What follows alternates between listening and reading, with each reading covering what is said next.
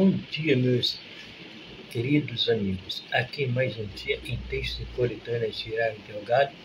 Hoje irei discorrer sobre um tema polêmico, intrigante, porém atual e relevante. Textos de coletânea Tirar Interrogado. Hoje, na leitura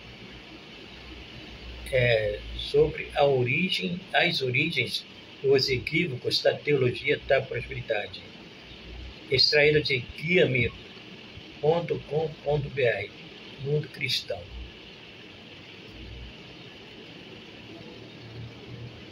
Darei início à leitura desse texto e depois vocês analisem e tirem as suas próprias conclusões.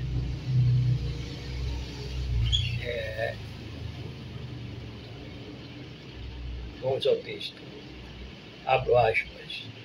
Conheça as origens e os pressupostos equívocos da TP, ou seja, Teologia da Prosperidade, e da confissão positiva já há alguns anos que graça no Brasil uma doutrina divorciada da Palavra de Deus e que sobrevive juntamente da distorção da interpretação do texto bíblico. Infelizmente, ela ainda prepondera no meio evangélico brasileiro, devido à influência mediática das igrejas neopentecostais, principais seguidoras e disseminadoras desses ensinos. Trata-se da teologia da prosperidade, que também responde pelo nome de confissão positiva, que nada mais é do que o seu arcabouço argumentativo. A teologia da prosperidade é o ensino de que o cristão verdadeiro tem o direito de obter a prosperidade financeira e está imune a todas as doenças, podendo inclusive exigir tais coisas de Deus durante a vida presente sobre a terra.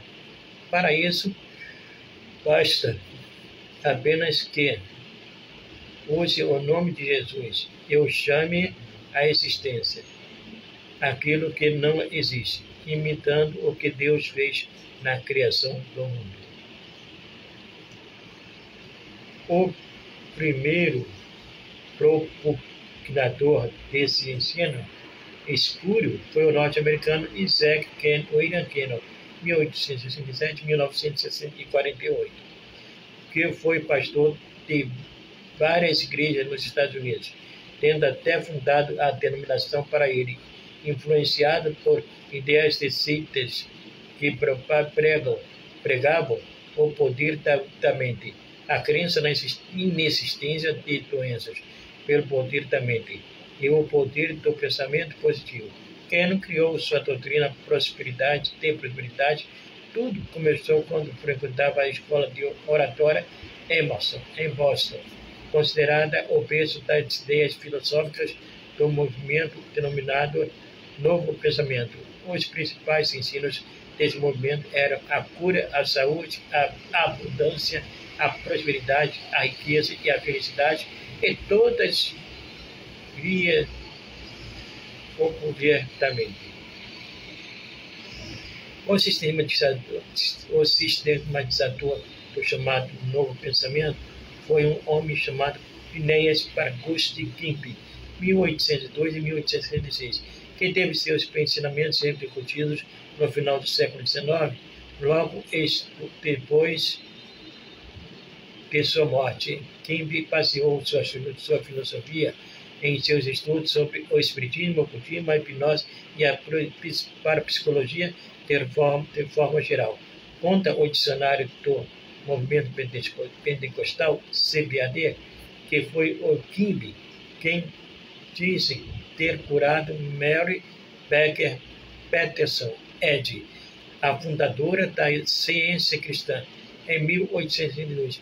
Ele tentou tornar a feitiçaria confiável usando a linguagem científica. Parece que o termo ciência cristã, usado por Eddy, fora criado por Kimby, junto com sua formulação teórica, as quais se tornaram a base para a seita ciência tremendamente que Eddy fundou.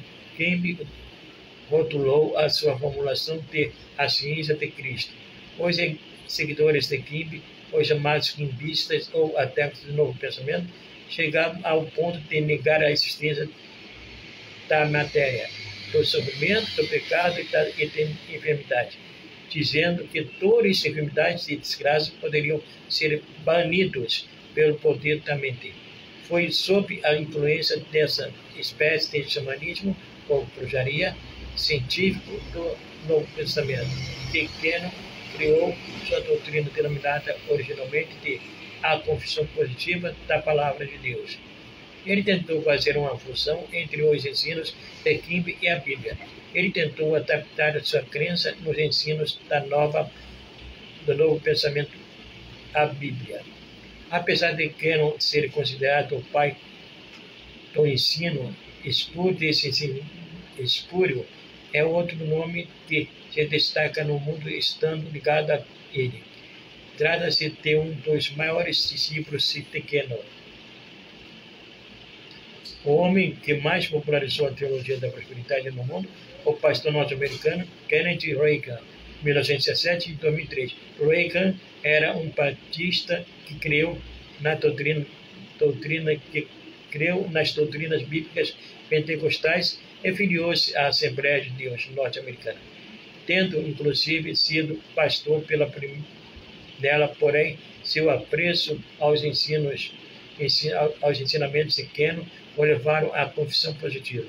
Reagan, então, saiu da Assembleia de Deus, tendo peregrinado por algumas outras igrejas, até finalmente fundar a sua própria, aos 30 anos, época em que fundou também o Instituto Bíblico Rema, grande centro divulgador de suas ideias. Além de Reagan, são responsáveis também pela popularização dessas ideias nomes como os pastores Kenneth Copeland, Frederick Price e Charles Capps, menos conhecidos no Brasil, mas tão populares como Reagan nos Estados Unidos. Aliás, não é à toa que em 1979, Reagan, Kenneth Copeland, Frederick Price e Charles Capps e outros ensinadores da confissão positiva resolveram se unir e fundaram a Convenção Internacional da Igreja da Fé em Tulsa, Oklahoma. Reagan ensinava que todo cristão verdadeiro deveria ter sempre saúde plena e riqueza, de sorte que toda doença ou pobreza é ensinado de maldição, é sinal de maldição, afirmava ele. Todo cristão deve esperar viver uma vida plena, isenta de doenças. Ele cria que o crente fiel deve viver pelo menos 80 anos, sem dor ou sofrimento, e que quem ficasse doente é porque não reivindicava seus direitos ou não tinha fé. Ainda hoje, os seguidores de Reagan enfatizam que o crente deve ter carros novos, casas novas e próprias, nas melhores roupas e uma vida de luxo. A confissão positiva prega a chamada fórmula da fé, que se resume a 4 pontos. Diga a coisa, ensinava Queno, e respeita e repetia Reagan, que, de acordo com o que o indivíduo quiser, ele receberá. Faça a coisa, ou seja, depois de afirmar, faça conforme a sua afirmação, como se já tivesse recebido aquilo que você determinou ou decretou. De acordo com sua ação, você será impedido ou receberá. Ensinava Reagan sobre esse ponto. Receba a coisa, viva como você já tivesse recebido o que você decretou.